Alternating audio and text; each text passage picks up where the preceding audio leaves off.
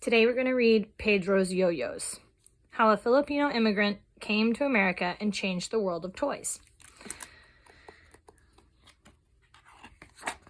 Pedro's Yo-Yos.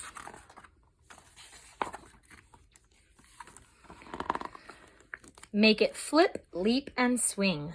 Roll it down between your hands, or spin it forward on one leg.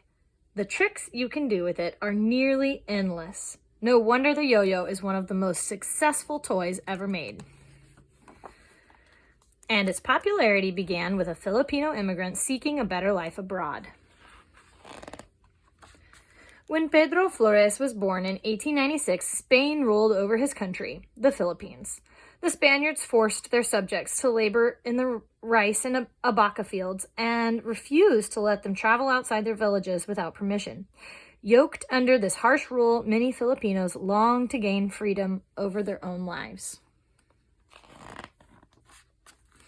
In their free time after school, Pedro and his friends played with a grooved disc carved from a water buffalo's horn.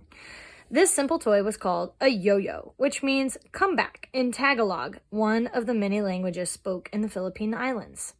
The boys had endless fun with the yo-yo, swinging it on a string and competing with each other to conjure up the fanciest moves.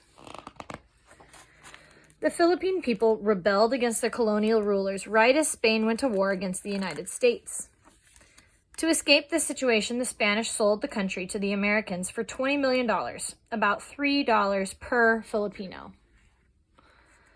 Pedro watched soldiers march through town swaggering with confidence. Officials followed, telling Filipinos they must now read and speak English. Listening to his new teacher, Pedro learned about the United States, a country across the vast ocean. American engineers built a highway through Pedro's province, stretching farther than anyone could see. Then, one, by foot and by cart, Filipinos did something they could not do before. They began to leave. Letters came back, bringing hope for those who were weary and poor.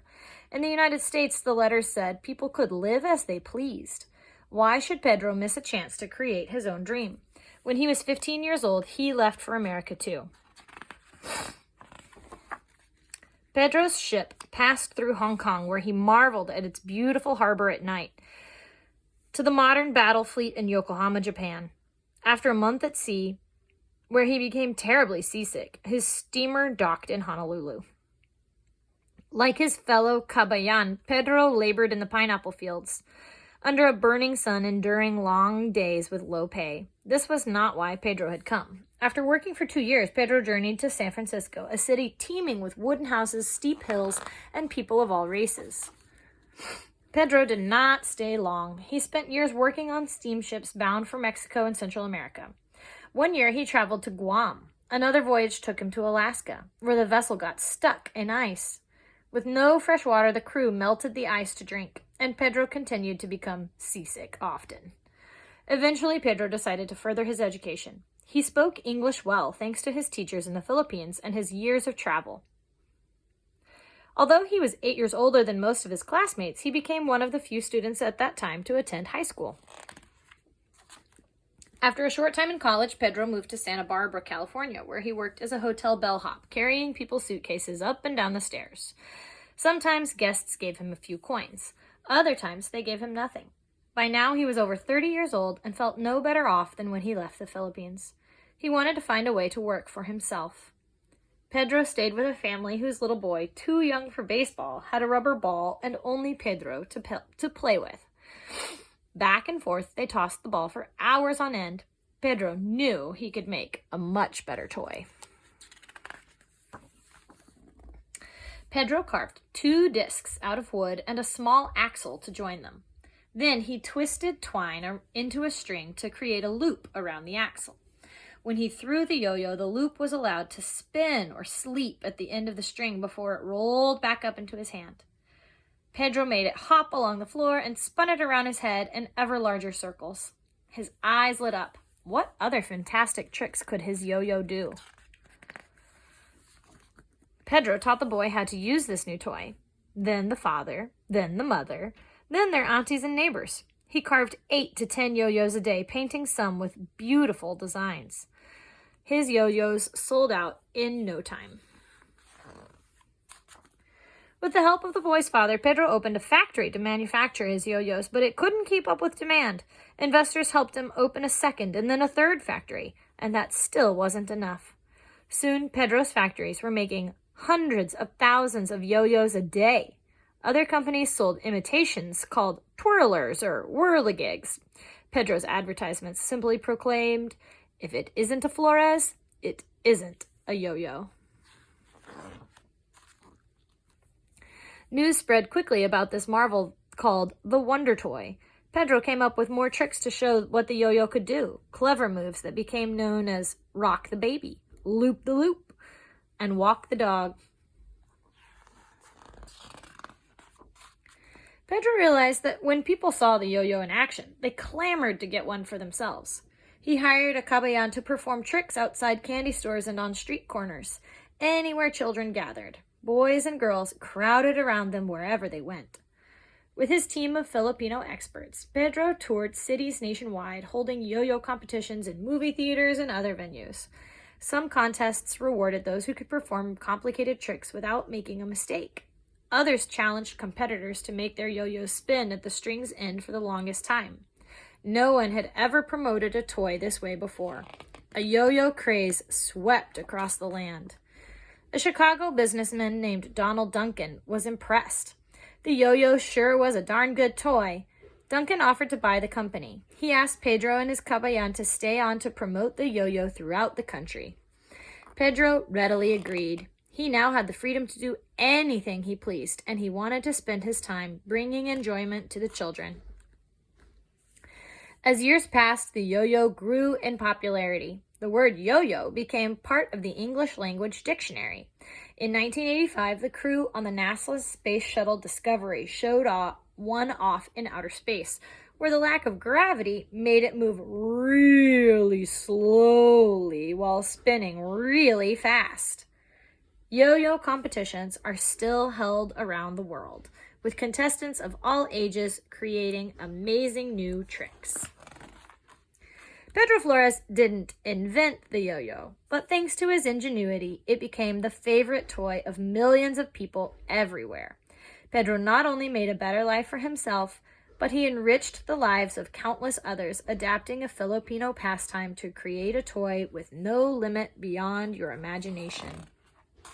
Oh goodness. Author's note: I was originally inspired to write this book when I learned that the ever-popular yo-yo toy was credited to a Filipino. Like many historical figures, Pedro did not leave behind an extensive written record of his life, and there was a great deal of missing and conflicting information, even in the Smithsonian National Museum of American History, which holds the archives of the Duncan Toy Company. Eventually, however, author and yo-yo expert Jonathan Auxier put me in touch with Kevin Walters, Pedro's grandson, who shared his memories of his grandfather as well as his journal.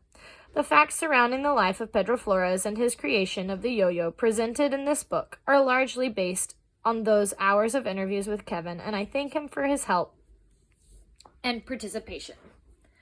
The Philippines. The Philippines is a nation that today consists of more than 7,000 islands in the Western Pacific, occupied by 109 million people. A loose group of tribes lived among the Philippine Islands when explorer Ferdinand Magellan arrived in 1521. Magellan claimed the islands for Spain, and subsequent Spanish colonizers brought the Catholic religion and other European customs to the Filipinos. Spain ruled the Philippines for more than 300 years until 1898, when the United States purchased the islands from Spain. Filipinos who had rebelled against Spain felt betrayed and continued their fight in a war lasting years. Because the United States had also fought for independence, opinion was divided on taking another people's freedom away. After much debate, the government promised to give the Filipinos their freedom back. The Second World War interrupted this process, but the United States kept its word, and after nearly 50 years under American rule, the Philippines became an independent country in 1946. The yo-yo. The toy we now know as the yo-yo originated in China thousands of years ago. Then called a bandolore, it traveled west over the centuries to Europe, where it was considered an amusement for adults and the upper class. It appeared in the United States in the mid-19th century, but failed to achieve widespread acceptance. The bandolore also spread throughout Asia and the Philippines, where it became highly popular by the late 19th century when Pedro Flores was born. The first printed reference to the term yo-yo in the West was in Scientific American magazine, which published an article on Filipino toys in a July 1916 issue. Pedro Flores. Pedro Edralin Flores was born in Vintar, in the Ilocos Norte province of the Philippines on April 26, 1896. Not much is known of his early life. When Pedro came to the United States in 1915, it was common for young men to leave their countries to go abroad in search of work, usually difficult, low-paying manual labor in fields or factories. Fewer than 20% of all Americans finished high school during this time, but Pedro attended the High School of Commerce in San Francisco in 1919 and 20. Later, the University of California at Berkeley and Hastings College of Law in San Francisco. Although he did not finish college, Pedro started his yo-yo manufacturing company in Santa Barbara, California in 1928. His slipstring, a twisted string wrapped loosely around the axle, was a major innovation in yo-yo production, allowing the toy greater flexibility and the ability to sleep at the end of the string. Pedro adopted marketing strategies such as interactive demonstrations and contests, which propelled his toy to national success. Pedro at first made the yo-yos by hand, selling them for $0.10 each. Applying what he may have learned in law school, Pedro filed a trademark to protect his rights to the name of the yo-yo in 1930. That same year, two investors, James Lewis and Daniel Stone, gave him money to expand, establishing the Flores and Stone Company in Los Angeles and the Flores Yo-Yo Corporation in Hollywood. About this time, the yo-yo manufacturing company relocated to Los Angeles. At this point, machines cut the yo-yos from wood, with factories producing up to tens of thousands of yo-yos per day. A few years later, entrepreneur Donald Duncan bought Pedro's company, including the trademark, and asked Pedro to stay on as his promoter and manage a team of mostly Filipino demonstrators. During the Great Depression, many businesses shut down and work became scarce. Some people blamed foreigners for taking their jobs away, and riots against Filipino workers forced many to flee back to the Philippines. Pedro continued to promote the yo-yo for the Duncan Company around the United States, traveling with his wife, a white woman named Adria, along with other Kabayans such as Fred Mendoza, Perfecto Valdez, Joe Radovan, and Fortunato Anunciacion. The toy remained popular throughout the Great Depression, for it was easy to learn, highly portable, and provided a lot of fun for little cost, as low as 15 cents. Pedro continued to be involved with yo-yos the rest of his life. In the 1930s, he started the Bandolore Yo-Yo Company in Rockford, Illinois, selling yo-yos with the thin line design of those he made earlier. Shortly after the outbreak of World War II, Pedro and his family moved to Coshocton, Ohio, his wife's home state, where they lived for more than 20 years until his death in 1963. The end.